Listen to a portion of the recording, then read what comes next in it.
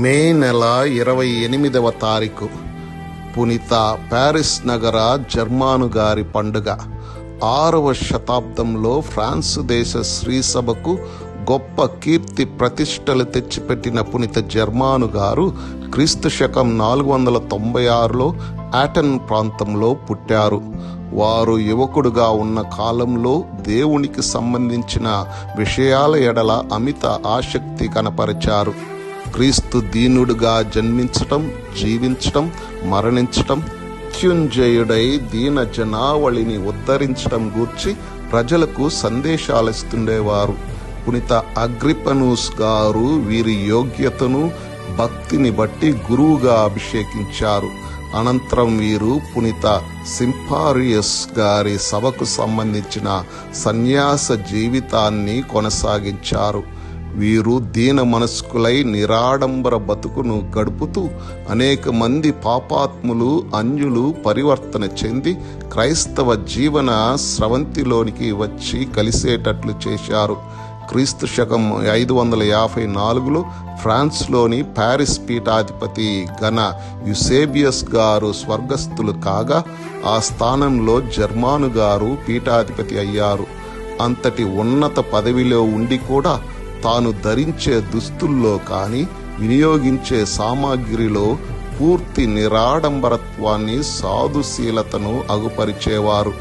వారి నివాసం ఎప్పుడు కూడా పేదలు, బాధితులు, అవసరార్థులు వచ్చిపోయే అతిథి గృహంలా ఉండేది. వారు ఎప్పుడు భోజనానికి కూర్చున్నా అక్కడికి వచ్చిన భిక్షగాండ్రకు కూడా భోజనం వడ్డించేవారు. వారు దివ్య బలి పూజల్లోనూ, పలువు సమావేశాల్లోనూ క్రీస్తు వ్యక్తిత్వం, మోక్ష భాగ్యం గూర్చి ఉపన్యసిస్తూ దీనాత్ములు ధన్యులు అని గొప్ప గొప్ప హృదయ రంజక విశ్వాస బోధనామృతాన్ని కురిపించేవారు. తరించాలని ఎందరో ఉన్నత పదవుల్లో ఉన్నవారు, ధనికులు వచ్చి వీరి ప్రసంగాలు విని ఆత్మ సంతృప్తి పొందేవారు.